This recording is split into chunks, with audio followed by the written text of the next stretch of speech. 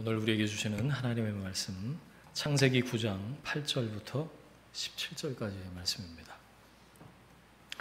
창세기 9장 8절에서 17절까지 우리 한 목소리로 함께 봉독하겠습니다. 하나님이 노아와 그와 함께한 아들들에게 말씀하여 이르시되 내가 내 언약을 너희와 너희 후손과 너희와 함께한 모든 생물 곧 너희와 함께한 새와 가축과 땅의 모든 생물에게 세우리니 방주에서 나온 모든 것 곧 땅의 모든 짐승에게니라. 내가 너희와 언약을 세우리니 다시는 모든 생물을 홍수로 멸하지 아니할 것이라. 땅을 멸할 홍수가 다시 있지 아니하리라. 하나님이 이르시되 내가 나와 너희와 및 너희와 함께하는 모든 생물 사이에 대대로 영원히 세우는 언약의 증거는 이것이니라. 내가 내 무지개를 구름 속에 두었나니 이것이 나와 세상 사이의 언약의 증거니라. 내가 구름으로 땅을 덮을 때에 무지개가 구름 속에 나타나면 내가 나와 너희와 및 육체를 가진 모든 생물 사이의 내 언약을 기억하리니 다시는 물이 모든 육체를 멸하는 홍수가 되지 아니할지라. 무지개가 구름 사이에 있으리니 내가 보고 나 하나님과 모든 육체를 가진 땅의 모든 생물 사이의 영원한 언약을 기억하리라. 하나님이 노아에게 또 이르시되 내가 나와 땅에 있는 모든 생물 사이에 세운 언약의 증거가 이것이라 하셨더라. 아멘. 내가 기억하리라 라는 제목으로 말씀의 은혜 함께 나누겠습니다. 오늘 본문에 7번 나오는 단어가 있는데 찾으셨죠? 계속 반복해서 나오잖아요. 14절 빼고 모든 절에 나와요. 여러분 펜이 있으시면 그 단어에 한번 동그라미를 쳐보시면 좋겠어요. 9절부터 나오죠.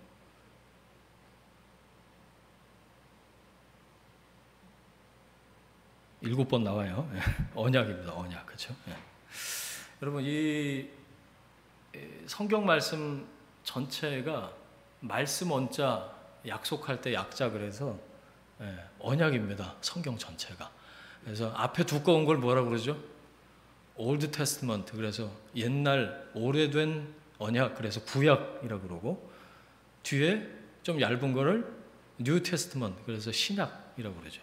구약과 신약 합쳐서 이게 성경 전체를 뜻하는데 이게 하나님의 말씀의 약속인 거죠. 오늘 말씀 이 성경에 나오는 첫 번째 언약을 통해서 언약 그러면 여러분들 머릿속에 떠나지 않게 제가 말씀을 잘 정리해서 전달하기 위해서 열심히 준비를 했는데 한번 이 언약이라는 이 주제를 가지고 함께 은혜를 나눴으면 좋겠습니다. 하나님의 언약을 세우겠다. 오늘 본문에 보니까 그렇게 말씀하시죠. 그 내용이 뭐죠? 한마디로 하면 다시는 홍수로 심판하지 않겠다. 다시는 물로 이 세상을 덮어서 다 죽여버리는 그런 심판을 하나님이 하지 않으시겠다라고 약속하시는 거예요. 여러분 어렸을 때 어떻게 약속하셨어요? 기억나세요? 손가락 걸고 이거 뭐지? 도장 찍고 복사? 이런 것도 하고 그랬던 게 기억이 나는데 서로 손가락 걸어야 약속하는 거 아닌가요?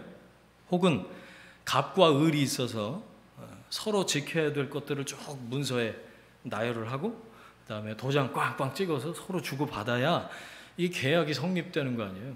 집 하나 이사 가도 그렇게 계약서를 주고받고 그래야 성립이 되는데 그런데 이 하나님의 약속은 다르다는 겁니다. 하나님이 갑이 되시고 우리가 을이 돼서 계약을 체결하신 게 아니에요. 여러분 하나님의 언약은요 계약이 아니다라는 거예요.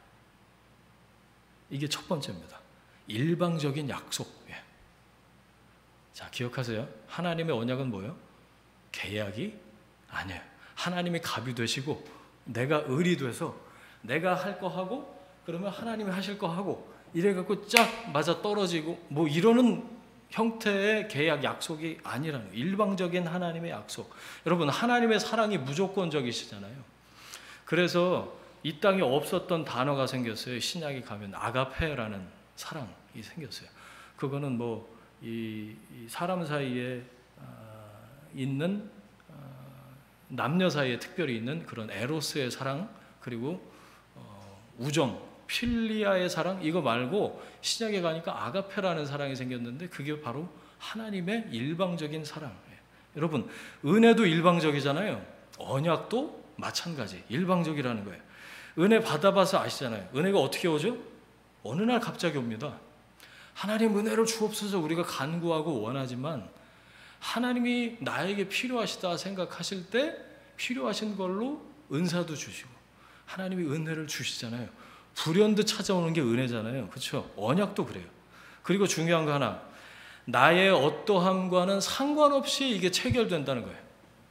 내가 도장을 준비해서 하나님 말씀하시면 내가 도장 찍고 하나님이 그 위에 또 찍고 이리 갖고 계약이 성립이 되는 게 아니라 내 의사, 내 계획, 내 생각과는 전혀 상관없이 그건 고려할 대상이 아닌 것처럼 임하는 게 언약이에요. 하나님의 선하신 뜻에 의해서 시작이 됩니다. 언약은. 내가 맺자고 해서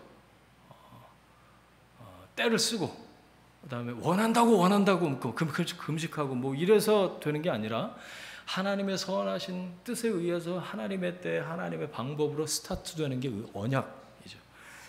하나님은 인간과 쌍방간에 지킬 약속을 맺지 않으세요. 왜요? 인간을 너무 잘 아셔. 인간한테는요 약속할 마음도 없어요. 하나님하고 무슨 약속을 해요? 약속을 그 한 약속을 기억할 성심도 없어요. 성실한 마음도 없어요. 약속을 지킬 능력도 없어요. 그걸 하나님이 잘 아셔요. 그래서 하나님의 약속은요 하나님이 세우시고요 하나님이 기억하시고 하나님이 지키십니다. 그걸 성경에서 언약이라고 말을 해요. 다시요, 하나님의 언약은 하나님이 세우세요.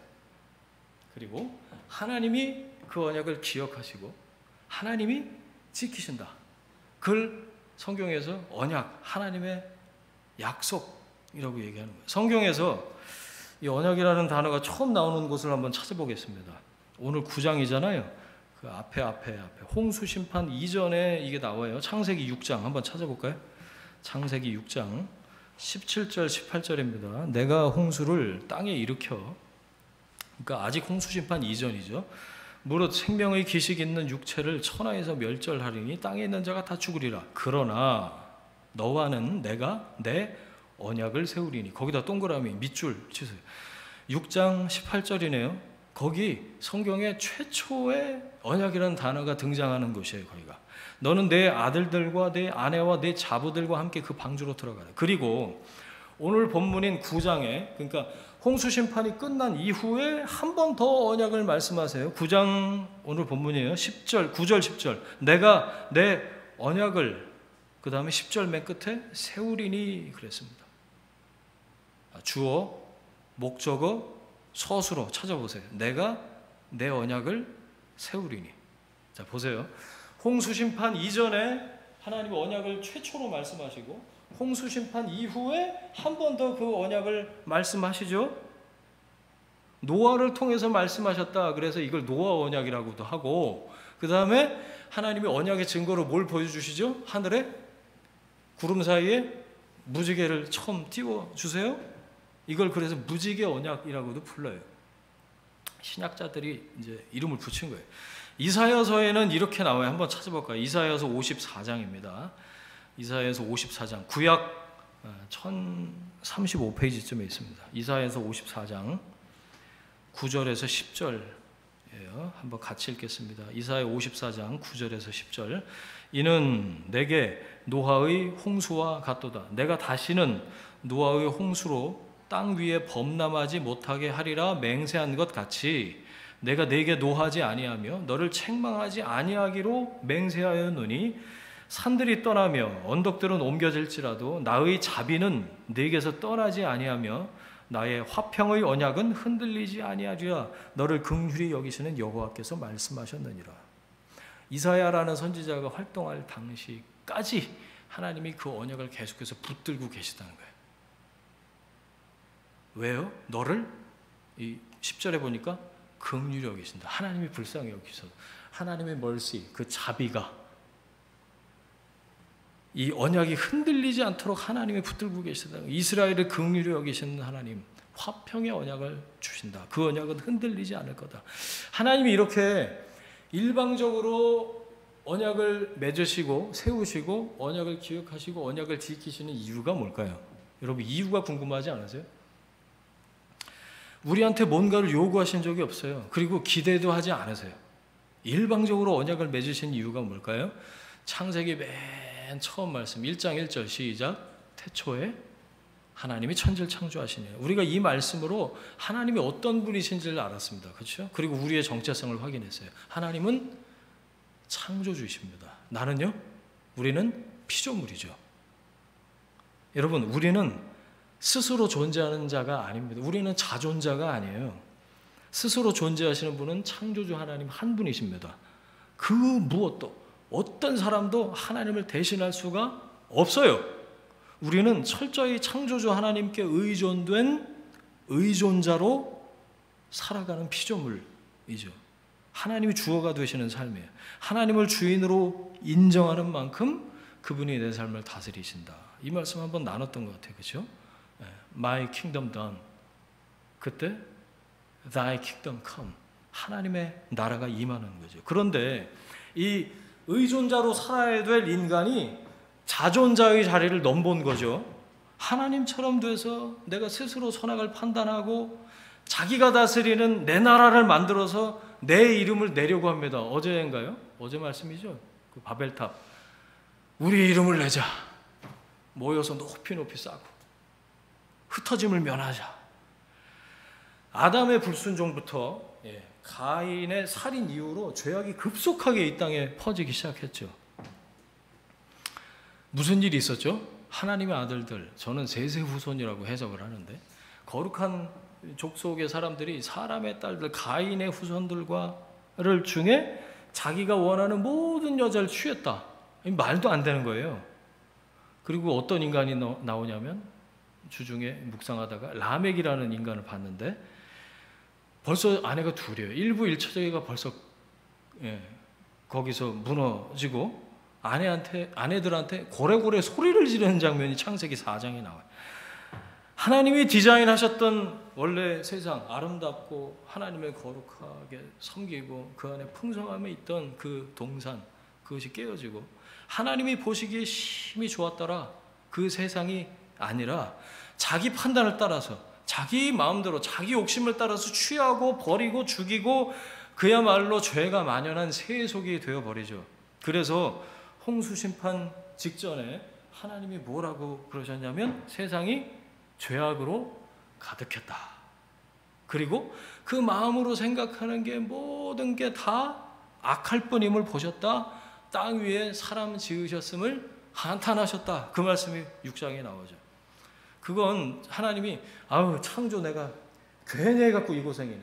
창조 이거 내가 뭐하러 했나. 하나님이 후회하신 게 아니라 사람이 당할 고통을 보시면서 그들을 하나님께서 불쌍히 여기는 마음, 그걸 사람의 감정에 빗대서 한탄하셨다라고 표현하시는 거죠. 고통스러워하신 겁니다. 깨어진 세상을 보시면서. 인간의 죄, 반역과 범죄가 마치 눈사태처럼 온 지면을 덮습니다. 더 이상 돌릴 수가 없어요. 창조의 원형으로 그런 상태가 돼버린 거예요. 하나님께서는 이 죄의 만연을 통제하기로 결정하시죠. 근심하시고 고통을 느끼시면서 심판하십니다. 이게 뭐냐면 없애는 게 목적이 아니라는 거예요.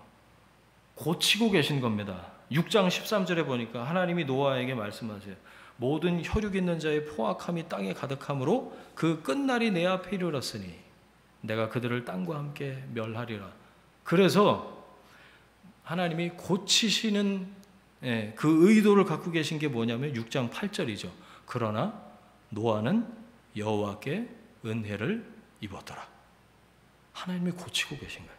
진노 중에도 긍휼을 잊지 않고 계신 거죠. 홍수 이후로 가볼까요? 지금 1장 1절부터 쭉 훑고 있어요. 따라오세요.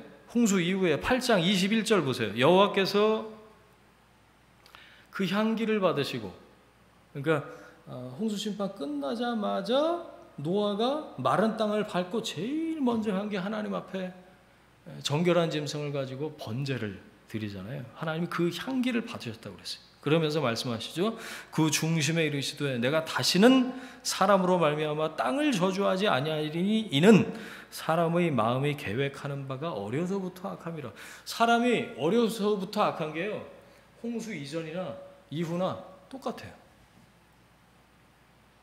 자, 그럼 질문이 생기지 않으세요? 그러면 심판이 무슨 의미가 있냐는 거예요.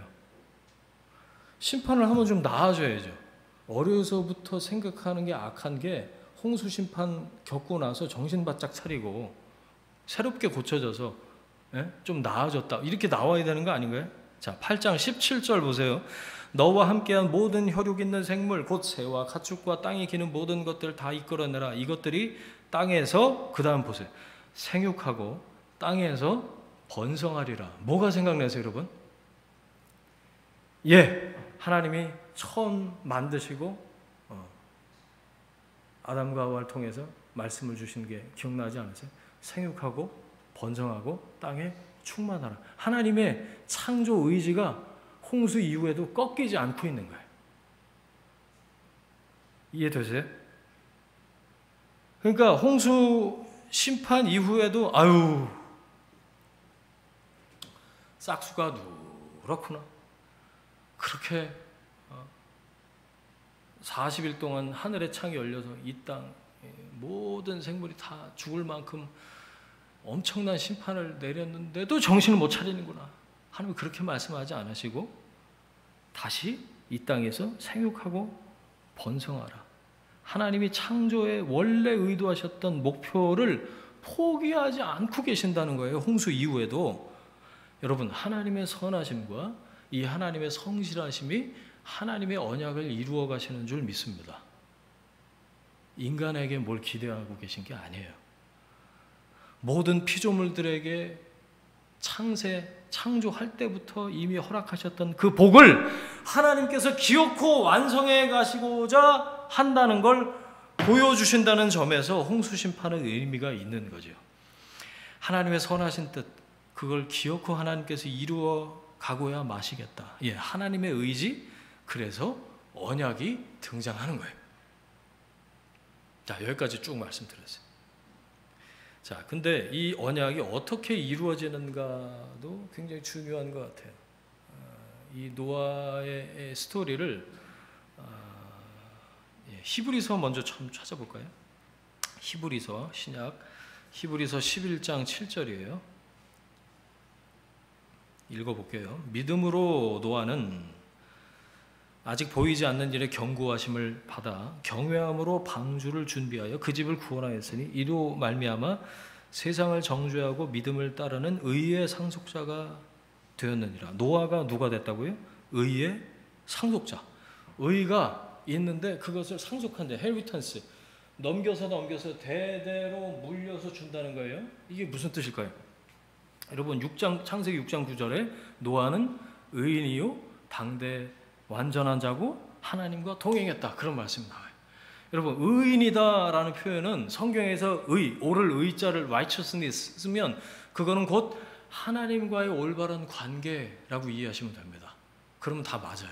마치 수학 공식과 같아요. 성경에서 나오는 의라는 단어는 뭐라고요? 하나님과의 올바른 관계. 그러니까 노아가 의인이었다라는 건 그 세상에 다 뒤집어지고 난리 버거진데 하나님과 올바른 관계를 맺은 한 사람이 있었다. 그 사람이 노아인데 의인이다 라고 얘기를 하고 있는 거예요. 그게 어떻게 흐른다고요?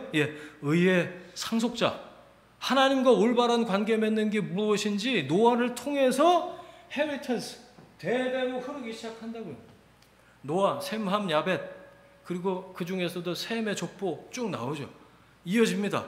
그러면서 그 족보에서 마지막에 예수 그리스도가 이 땅 가운데 오시는 거죠. 지난주 말씀 기억나세요? 에녹과 같은, 노아도 하나님과 동행했어요. 하나님과 교제하면서 아이들을 낳아 기르고, 그 다음에 에녹보다는 좀 하드한 삶을 살았던 것 같아요. 산 중턱에다가 나무 배다가 배를 만드니 저 노인네 정신이 나갔구만, 이런 소리 듣지 않았겠어요? 온갖 비방과 조롱과 비아냥과 뭐 얼마나 힘들었을까. 저는 말씀을 6장부터 9장까지 쭉 보다가 노아한테 감정이입이 돼서, 노아한테 뭐라 그런 사람이 성경에는 안 나오지만 근데 이상하게 감정이입이 돼서 노아 편을 들게 되더라고요. 하나님 말씀에 하나님과 동행하면서 믿음으로 순종의 삶을 살았던 노아가 보였어요. 그 의가 끊어질 듯 아슬아슬하게 이어지지만 하나님과의 올바른 관계는 이거다, 이렇게 보여주는 사람들의 명맥이, 믿음의 삶이 노아를 거쳐서 셈의 후손으로 이어집니다. 나쁜 놈들 많이 나왔는데 주중에 보셨어요? 뭐 가임, 아까 라멕, 뭐 함, 아버지 수치를 덮어주자 나가서 떠벌렸으니까 나중에 술 깨갖고 노아가 막 알았다. 어떻게 알았겠어요? 다 소문 듣고 알았겠죠. 어젠가 그젠가 니무롯, 막 이름도 이상해. 그런 인간들만 있었으면 이 의는 상속되지 않았을 거예요. 그런데 하나님이 노아를 통해서 이 일을 이루어 가시죠. 노아가 1년 만에 땅을 밟습니다. 장마가 끝났어요.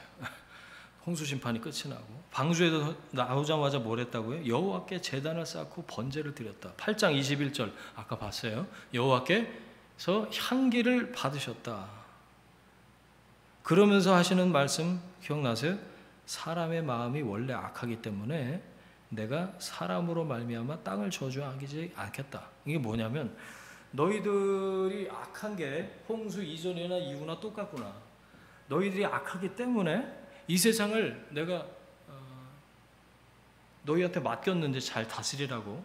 그런데 잘 할 수 없다는 걸 내가 알아. 내가 너희를 그래서 구원하겠다. 너희들을 포기하지 않겠다. 이 홍수 이전의 언약이 떠오르는 거죠. 여러분, 하나님께서 언약을 맺으셨다는 건 관계가 시작됐다는 겁니다. 관계가 하나님과 컨택이 됐다는 거예요. 관계가 시작됐기 때문에 언약이 유효한 거예요. 그러니까 관계가 끊어지면 언약은 거기서 끝나는 거죠. 이 관계 안에 있을 때 언약의 주체이신 하나님이 그 언약하신 바, 약속하신 바를 이루어 가신다는 거죠. 우리가 할 일은 뭘까요? 그 관계 안에 머물면 돼요. 하나님과의 정상적인 올바른 관계 안에, 하나님이 아버지시고 나는 자녀고, 이 관계 안에 머무는 것밖에 없어요. 우리가 할 일은. 십계명 열심히 지키면 하나님이 이쁘게 보셔서 복 주시고 잘 되게 해주시고, 그게 아닙니다, 여러분. 세 가지로 정리를 할게요. 그러면 하나님과의 정상적인 관계, 올바른 관계, 언약 안에 머문다는 게 뭐냐? 첫 번째, 내가 하나님이 되려고 하지 않는 겁니다. 제가 부정형으로 말씀드릴게요. 먼저는 내가 하나님이 되려고 하지 않는 거예요. 하나님처럼 자존자의 자리를 넘보지 않는 겁니다. 내가 만드신, 우리가 함께 책 북쉐어링 했잖아요. 다른 것들을 하나님 자리에 올려놓지 않는 거예요. 그 어떤 것보다 내가 하나님이 되지 않는 것. 자, 두 번째, 올바른 관계가 뭐냐? 하나님을 아버지가 아니라 옆집 아저씨로 대하지 않는 겁니다. 어떻게 쓰고 계세요? 세 번째, 하나님께는 관심 없고 하나님이 주시는 것에만 몰두하는 것을 그만두는 겁니다. 자, 긍정형으로 제가 바꿔서 말씀드릴게요. 세 가지. 다시, 언약 안에, 올바른 관계 안에 머무는 게 뭐냐? 1번, 하나님의 하나님 되심을 인정하는 겁니다. 하나님의 주인 되심을 인정하는. 자, 두 번째, 하나님이 누구시죠? 나의 아버지십니다. 거기다가 느낌표를 찍는 거예요. 그건 변하지 않아요. 그게 하나님과 올바른 관계 안에 머무는 겁니다. 세 번째, 하나님의 손이 아니라 하나님의 얼굴을 구하는 거죠. 하나님의 임재를 간절히 사모하는 것. 하나님께서 함께 하시면 다른 것이 필요 없는 삶이죠. 정리되셨죠? 자, 하나님과 언약을 맺었다는 게 뭐라고요? 관계가 시작됐다고. 컨택이 시작됐어요. 하나님은 노아에게 방주를 지으라고 말씀하시면서 뭐라고 말씀하셨냐면, 여러분 눈여겨보셨어요? 언약 앞에 언약을 수식하는 단어가 딱 이름절이 있는데 보셨어요? 무슨 언약이요? 내 언약. 내 언약을 세우겠다 말씀하세요. 그리고 홍수 심판 이후에 다시는 홍수로 멸하지 않을 거야. 그렇게 약속을 하시면서도 그 약속을 가리켜서 내 언약이라고 나옵니다. 이게 무슨 뜻일까요? 그 무슨 뜻이겠냐? 뭐 내 언약이 뭐 무슨 뜻이겠어요? 내 언약, 하나님의 언약이라는 거죠. 그 말을 풀어보면 이거예요. 인간이 열심을 보태거나 그걸 도와서 하나님을 도와서 이루어지는 게 아니라는 겁니다. 하나님의 언약, 아까 말씀드렸죠. 하나님이 세우시고 하나님이 기억하시고 하나님이 지키신다. 하나님의 일방적인 약속, 하나님이 말씀하신 것을 하나님께서 이루어내시겠다는 하나님의 의지, God's will, 하나님의 의지가 느껴지는 대목, 내 언약, 하나님의 언약, 우리가 함께 지킬 계약이 아니라 하나님이 하시겠다는 거예요. 이 언약이라고 번역된 히브리어, 죄송합니다. 이게 창세기 할 동안 히브리어 몇 개 더 나올 것 같은데, 베리트라는 단어예요. 지난주 그 히브리어 기억나세요? 톨레도트하고 메투샬라흐 기억나세요? 오늘 2개 더 나오는데 언약이 베리트예요. 이게 자르다는 겁니다. 가위로 뭐 칼로 이렇게 자르다. 베리트. 이 뭐냐면 당시 그 고대 사람들이 계약할 때 어떻게 계약했는지를 보여주고 있는 건데, 쌍방 간에 이제 계약을 맺을 때 그 계약의 증거로 짐승을 한 마리씩 가져와요. 쌍방. 그래서 그 짐승을 가릅니다. 배를 가려고 2조각을 내서 반으로 쪼개놓고 계약의 당사자 둘이 그 쪼갠 고기 사이를 지나가 이렇게. 뭐냐면 너하고 나하고 둘 중에 하나라도 이 계약을 어기면 이 고기 쪼갠 것처럼 우리는 갈라진다, 이 뜻이에요. 무시무시하죠.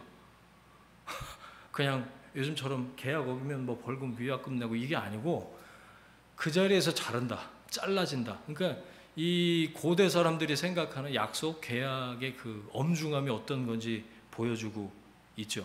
여러분, 하나님의 언약이 그랬다는 거예요. 이게 어디 나오냐면 창세기 15장에 앞으로 보게 될 텐데, 아브라함과 언약을 맺을 때 이게 똑같이 나와요. 아브라함한테 이 전쟁의 공포 속에 그래서 떨고 있는 아브라함에게 하나님이 일방적으로 나타나셔서 내가 너와 함께 하겠고 너의 자손을 하늘의 별과 같이 땅의 모래와 같이 많게 하겠다라고 말씀하시면서 가나안 땅을 너희한테 줄 거야 라고 말씀하시는데, 그러면서 암소, 암염소, 뭐 숫, 양 이거 쪼개라고 아브라함한테 쪼개놨어요. 그럼 어떡하죠? 아브라함도 지나가고 하나님도 지나가고 이러셔야 되는데 하나님 혼자 지나가세요. 아브라함을 잠들게 하신 다음에 밤중에 혼자서 그 쪼갠 고개 사이를 지나가시죠. 이게 무슨 뜻일까요? 아까 다시 언약이 어떻다고요? 일방적이라고요. 자, 하나님은 아브라함의 자손에게, 믿음의 사람들에게 언약을 어길 경우, 사람이 언약을, 그 계약을, 약속을 지킬 만한 능력이 없는 거 하나님이 잘 아시잖아요. 그런데 그 계약이 어길 경우 하나님이 대신 친히 죽겠다고 선언을 하신 거죠. 너도 죽고 나도 죽자, 그게 아니에요. 하나님이 일방적으로 혼자서 그 쪼갠 고개 사이를 지나가셨다라는 건 하나님이 친히 대신 죽겠다라고 선언하신 거죠. 뭐가 생각나세요? 2글자. 대속. 예수 그리스도의 십자가. 이게 하나님의 언약의 끝판왕, 절정, 결론입니다. 거기까지 가는 거예요. 그래서 그게 뭐라고요? 뉴 테스트먼트, 예레미야서에 나온 새 언약이 그렇게 이제 이루어지게 되는 거죠. 다시 구약으로 옵니다.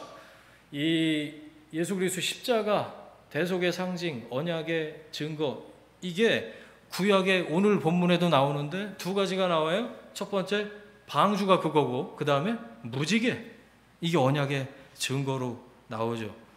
홍수 후의 인간들이 홍수 전의 인간보다 나아졌다고요? 전혀요. 착해졌기 때문에 언약이 유효한 게 아니라 하나님께서 니들이 나아질 거야 라는 기대를 가지고 언약을 유효하게 밀고 가시는 게 아니라, 언약을 지속시키는 게 아니라는 거예요. 오늘 우리가 함께 살피고 있는 이 무지개 스토리, 언약 이야기는 하나님의 은혜가 뭔지를 가르쳐주고 있는 거죠. 성경에서 저는 제일 많이는 나오는 단어가 믿음인 것 같고, 그와 비등비등하게 1, 2등을 다투는 단어가 은혜인 것 같아요. 이따 이제 예배 후에 우리 코이노니아 모임에서 함께 나누겠는데,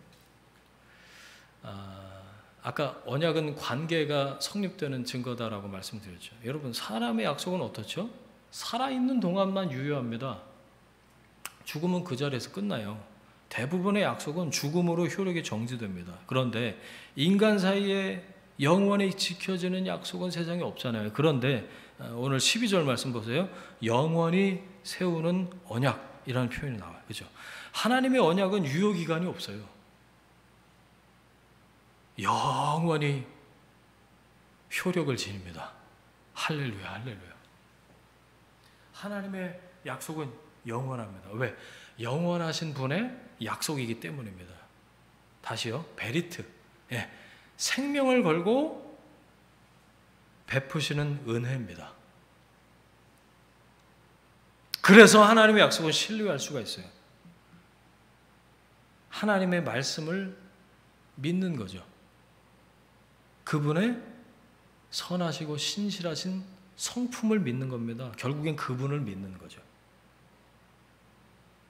자, 17절 말씀 보세요. 하나님이 노아에게 이르시되 내가 나와 땅에 있는 모든 생물 사이에 세운 언약의 증거가 이것이라. 하나님의 언약에는 증거도 있는데, 이 마치 결혼할 때 반지 주고받는 것처럼, 저는 언제 뺐는지 모르겠어요. 잃어버렸나? 기억도 안 나. 뭐 이렇게 시계 반지 뭐 이런 거 하고 다니는 거 안 좋아해가지고, 결혼할 때 이제 연애할 때 그렇고, 언약에 우리 너하고 나하고 1대1이야. 다른 놈 쳐다보면 죽어. 이런 의미로 주는 거잖아요. 반지 주고받는 것처럼 하나님이 무지개를 언약의 증거로 주시죠. 그래서 무지개 언약으로 부른다고 말씀드렸잖아요. 자, 그런데 하나 보인 게 있어요. 왜 하필 구름 사이에 있을까? 요즘에 무지개는 어디 뜨죠? 구름 사이에 뜨기도 하지만 이렇게 물이 뿌려지고 그 다음에 햇빛에, 선우야 그걸 뭐라 그러냐? 과학 시간에 배웠냐? 이렇게 뭐가 이렇게 굴절인가? 뭐 이렇게 되면은 어디서든지 무지개라는 게 뜨기도 하잖아요. 근데 하나님께서 처음 무지개를 이 땅 가운데 홍수 심판 이후에 띄우실 때 구름 사이에 띄우셨다. 저는 이걸 보면서 좀 엉뚱한 것 같지만 이런 묵상을 했어요. 그걸 쳐다보는 노아와 노아 가족들이 무슨 생각을 했을까? 대홍수 심판을 겪었어요. 아마 그 노아와 가족들은 이 새까만 구름이 몰려만 와도 그걸 뭐라고 그러죠? 트라우마가 있지 않았을까요? 구름만 봐도 이 떠오르는 그 심판의 기억, 또 홍수가 날래나? 비가 쏟아질래나? 그럼 또 방주 만들어야 되나? 다 죽게 생겼네? 마치 이런 기억, 두려움을 치유해 주시는 하나님의 디테일이 아닐까? 그런 생각을 했어요. 여러분, 천지를 창조하신, 아까 우리 찬양했죠. 위대하신 하나님, How great is our God. 위대하신 하나님이, 온 우주보다 크신 하나님이 아주 작은 것에도 마음을 쓰고 사랑을 새겨 넣으시는 걸 봅니다. 여러분 어떠세요? 하나님은 여러분의 아주 사소한 그 일상에 관심을 갖고 계시다는 거예요. 옛날에 그 선교단체에서 훈련받을 때 어떤 할머니, 외국인 할머니인데 딱 올라오자마자 무슨 얘기를 하냐면, 제 립스틱 색깔 어때요? 이제 거기다 놓고 가시면 됩니다.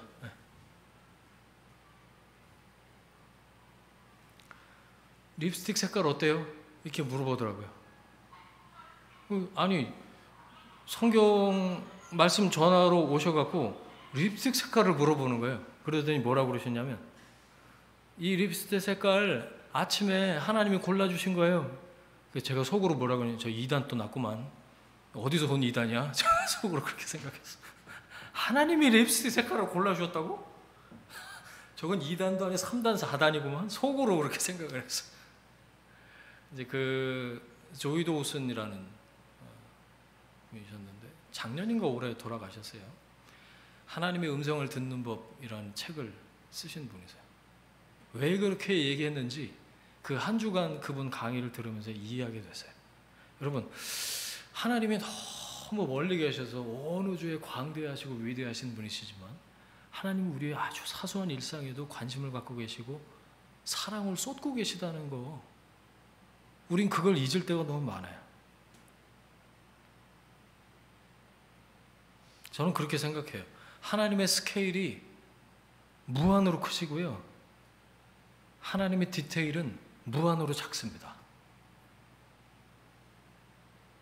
무한한 우주에 비하면요, 사람은 티끌에 불과하죠. 원래 흙으로 지어졌지만 이 사이즈나 모로 볼 때 다 이 사람은 보이지도 않아요. 그런데 그 보이지도 않는 그 사람의 몸에 세포가 몇 개인가 검색을 해보니까, 검색해봐야죠. 뭐 제가 알 리가 있어요. 30조 개의 세포가 있어요. 30조 개. 그리고 매일 3천억 개의 세포가 새로 태어나고 죽는답니다. 이게 뭐, 저는 감이 잘 안 와요. 예, 하나님이 만드신 생명의 신비 아닙니까? 하나님은 무한히 큰 것에서부터 광대하시고 위대하신 그 하나님, 무한히 작은 것에 이르기까지 놓치는 것이 없으시다는 거죠. 그 하나님이 바로 나에게 관심을 갖고 계시고 나를 사랑하고 계시고 나를 포기하지 않으신다. 할렐루야, 할렐루야. 여러분, 신앙생활하면서 그 친밀하신 하나님을 내 일상에서 경험하는 것만큼 큰 기쁨은 없죠. 그 하나님을 알아가고 경험하는 것만큼 세상에 어떤 것과 비교할 수 없는 그런 놀라운 경험이 또 없는 줄로 압니다. 하나님을 무지개를 구름 사이에 두셨다고 했어요. 다시 이 말씀 한번 잘 살펴보세요. 15절 16절이에요. 내가 나와 너희와 및 육체를 가진 모든 생물 사이에 내 언약을 기억하리니 다시는 물이 모든 육체를 멸하는 홍수가 되지 아니할지라. 똑같은 반복이에요. 거기 보세요. 그 다음 절 16절. 내가 보고, 그 다음에 서술어 찾으세요. 언약을, 영원한 언약을 기억하리라. 자, 주어, 목적어, 서술어 찾으셨어요? 뭐가 보이세요? 예, 기억하시겠다는 말씀 보이세요? 하나님이 기억하시겠답니다. 뭘요? 우리와 맺은 언약을요, 하나님이 기억하시겠다요. 뭘 보고요? 무지개를 보시면서. 언약의 증거로 주신 무지개, 여러분 말씀을 잘 보니까 우리를 위한 게 아니고요, 하나님 자신을 위한 것이었어요. 내가, 하나님이 언약의 증거인 무지개를 보고 영원한 언약을 기억하리라. 우리한테 무지개를 이렇게 띄워주시고 너의 무지개를 볼 때마다 나의 언약을 기억해라가 아니라, 그게 아니고 하나님께서 무지개를 보고 당신이 하신 언약을 기억하시겠다는 말씀이죠. 제 해석이 틀리지 않죠, 그죠? 여러분, 무지개 볼 때마다 너희들 홍수 심판 기억나 안 나? 똑바로 해. 그게 아니라 하나님이 무지개를 보시면서 내가 너희들과 맺은 언약을 기억하겠다라고 하신 거예요. 하나님이 기억하시겠답니다. 저는 이 말씀이 얼마나 은혜가 됐는지.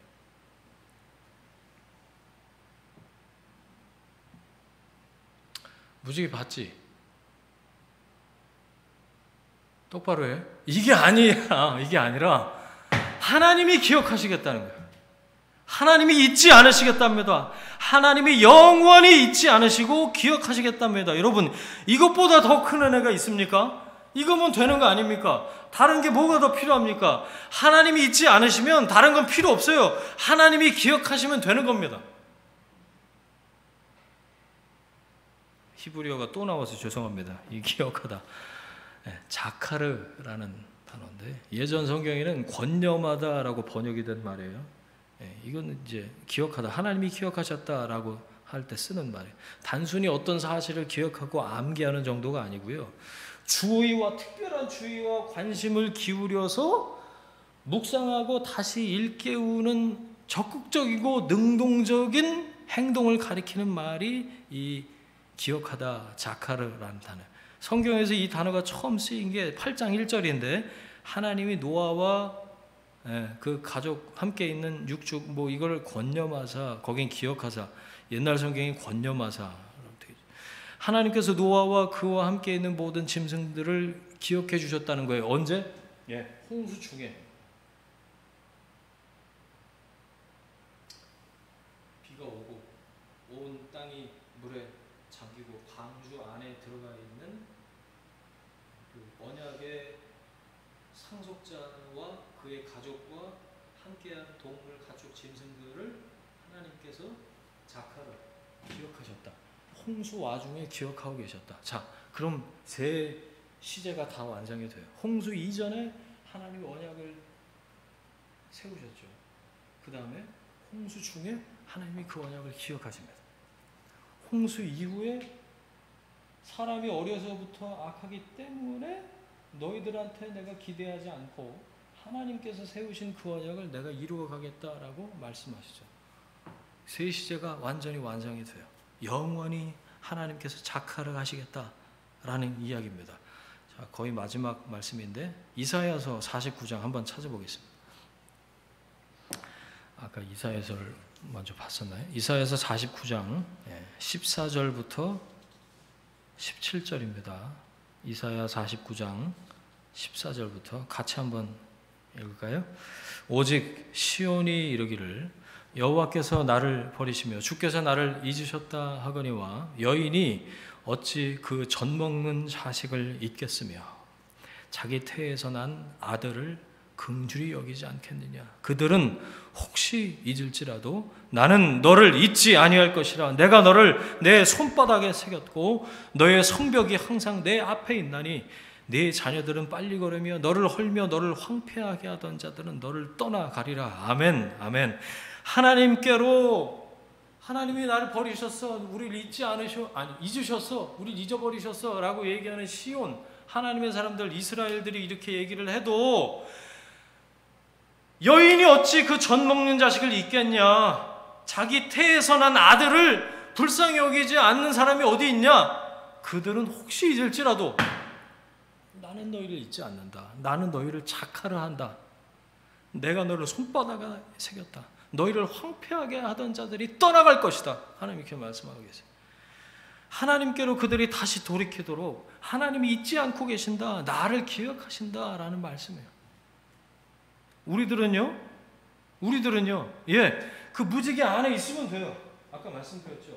언약 안에 하나님과의 올바른 관계 안에 머물면 돼요. 그리고 무지개를 볼 때마다 하나님의 언약을 기억하는 거죠. 나를 자카라 하신 하나님, 나를 권념하시고 나를 기억하시는 하나님, 나를 잊지 않으시는 그 하나님, 나를 당신의 손바닥에 새기신 아버지 하나님을 기억하는 거예요. 그게 언약을 붙잡는 겁니다. 하나님의 백성들은요, 그래서 그 언약을 붙잡는 방법으로 하나님을 기억하기 위해서 말씀을 묵상했어요. 죄송해요. 하나 더 나오네요. 하가. 시편 1편에 복 있는 사람은 말씀을 즐거워해서 어떻게 한다고요? 주야로 묵상한다. 그게 거기서 하가거든요. 중얼중얼 하루 종일 중얼중얼 거린다 그 얘기. 왜? 말씀을 기억하기 위해서. 언약이 생각나기 위해서. 여러분, 말씀 묵상이 습관이 되고 훈련이 되어야 되는 이유는요, 제가 해보고 살아보니까 이 묵상이 돼서 내 안에서 소화가 되고 내 삶에 이렇게 붙어있는 그 말씀들은요, 마치 자동차의 에어백과 같아. 에어백이 많을수록 좋은 차인가요? 안전한 차겠죠. 에어백은 평상시에는 터지면 그 차는 불량인 거죠. 에어백은 위급할 때, 사고가 났을 때 터져서 나를 보호해주고 방어해주는 거죠. 묵상이 돼서 내 말씀이 된 이 말씀들이요, 우리 삶에 어려움이 찾아올 때, 급작스러운 사고, 사건 이런 걸 만날 때 나의 에어백이 되어주더라고요. 기억이 나는 거예요. 근데 평상시에 이 말씀을 묵상을 안 하고 하가 중얼중얼거리고 계속 이 언약을 떠올리는 이 작업을 안 하면 내 인생의 차에 에어백이 없는 거예요. 사고가 나도 뭐 터질 게 없어. 여러분 기억하세요. 이 말씀은 에어백이에요. 많을수록 좋겠죠. 언약을 기억하는 방법을 제가 말씀을 드리는 거예요. 제가 고안해낸 방법이 아닙니다. 하나님 말씀에 신앙의 선배들이, 신앙의 선진들이 이 하나님의 언약의 상속자들을 통해서 이 말씀을 기억하는 방법을 그렇게 체득해 낸 거죠. 나를 향한 그 하나님의 마음을 잊지 않기 위해서. 말씀을 정리하겠습니다. 오늘 설교 제목이요. 내가 기억하리라. 거기다 하나 더 집어넣으세요, 여러분. 내가 너를 기억하리라.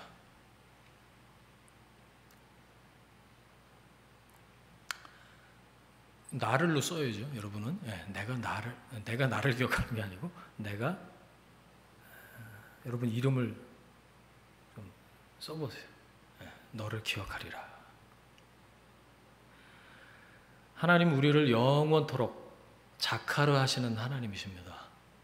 권념하시는 하나님, 기억하시는 하나님, 언약을 세우시고 언약을 기억하시고 언약을 지키시는 하나님. 우리는요, 그 언약 말씀을 하가하는 사람이에요. 묵상하는, 떠올리고 기억하고. 우리는 그렇게 하나님과 올바른 관계가 깊어지는 거죠. 그래서 언약의 상속자가 되는 겁니다. 친밀해지는 거예요. 하나님은 어떤 분이시라고요? 진노 중에도 긍휼을 잊지 않으시는 하나님. 우리는 예수 그리스도의 대속을 믿음으로 형벌에서 면제된 구원받은 하나님의 자녀들이죠. 아버지가 자녀의 삶에 필요하다고 판단해서 주시는 거, 그게 은혜인데요. 은혜 중에는 징계도 있어요. 은혜 중에 징계도 있다는 거 아세요, 여러분? 그런데 그건 형벌이 아니에요. 죄를 지어서 페널티로 매맞는 게 아니고 자녀를 향한 하나님의 회초리 있을 수 있어요. 그건 은혜입니다, 여러분. 안타까운 심정으로 다시 올바른 관계로 하나님이 초대하고 계신 거죠. 누가복음 15장, 집 떠난 자녀를 밤마다 문 열어놓고 기다리시는 아버지신 거죠. 홍수 이후에 무지개를 띄우시고 내가 기억하겠다 말씀하십니다. 내가 너를 기억하리라 라고 말씀하시는 거예요. 내가 너를 지금도 붙들고 있다 말씀하시는 거예요. 말씀 하나 더 드리겠습니다. 들어보세요, 여러분. 두려워하지 말라. 내가 너와 함께함이라. 이사야 41장 10절이에요. 놀라지 말라. 나는 내 하나님이 됨이라. 내가 너를 굳세게 하리라. 참으로 나의 의로운 오른손으로 너를 붙들리라. 하나님이 붙드신대요. 그러면 되는 거예요, 여러분. 하나님이 붙드시면 그 손을 놓게 할 자가 없는 줄로 믿습니다. 여러분은 뭘 잡고 사세요? 뭘 붙잡고 사세요? 어떤 것을 기억하고 사십니까? 하나님을 기억하고 그분의 말씀을 붙잡고 사시길 바랍니다. 주님 안에 거하시길 바랍니다. 여러분들을 붙들고 계신 그 하나님께, 하나님의 말씀에 사로잡히시길 바랍니다. 하나님은 이 말씀을 듣는 여러분이 그분께, 당신께 더 가까이 나오길 원하고 계세요. 올바른 관계, 정상적인 관계, 더 깊고 친밀한 관계로 여러분을 초청하고 계세요. 그 하나님의 마음을 헤아리고 언약을 붙잡는 사람들을 기다리고 계십니다. 하나님을 기억하십시오. 나를 기억하시는 하나님, 그 언약의 영원한 언약 안에 머무는 여러분이 되시길 주 이름으로 축원합니다. 함께 기도하겠습니다. 내가 기억하리라 라는 말씀을 하나님이 우리에게 주셨습니다. 어떤 말씀이 좀 여러분에게 다가오시고 은혜가 되셨어요? 그것 붙들고 이 시간에 좀 기도했으면 좋겠어요. 하나님, 그 말씀이 제게 이루어지길 원하고 그 말씀의 복과 은혜가 때론 나에게 징계처럼 느껴질지라도 하나님께서 더 당신께로 가까이 초대하시는 그런 하나님의 손길로 받아들일 수 있도록 인도하시고, 또 내가 자카라 하시는 하나님께 말씀을 하가하는 사람으로 하나님 앞에 있겠습니다. 하나님과의 올바른 관계, 이걸 기억하고 주신 말씀 기억하고 이 시간에 한번 함께 합심해서 기도하겠습니다. 함께 기도하겠습니다. 하나님 감사합니다. 오늘 말씀으로 인도하시고 깨닫게 하시니 감사합니다. 주신 은혜가 큽니다. 하나님, 우리에게 이 말씀을 깨닫게 하신 것은 말씀을 통해서 우리 삶에 하고 싶은 하나님의 메시지가 있는 줄 압니다. 하나님 주시는 메시지 붙들고 이 시간 기억하고 기도하며 나아갑니다. 하나님, 우리를 착하라 하시고 붙들고 계신 그 하나님 앞에 하나님 주신 언약을 기억하고 하가하는 하나님의 삶들 될 수 있도록 인도하여 주옵소서. 그래서 그 하나님의 언약, 그 거룩한 하나님의 말씀의 약속이 우리 삶에 이루어지는 우리 모두가 될 수 있도록 인도하여 주옵소서. 주님, 이 시간에 우리 각 사람에게 말씀하여 주옵소서.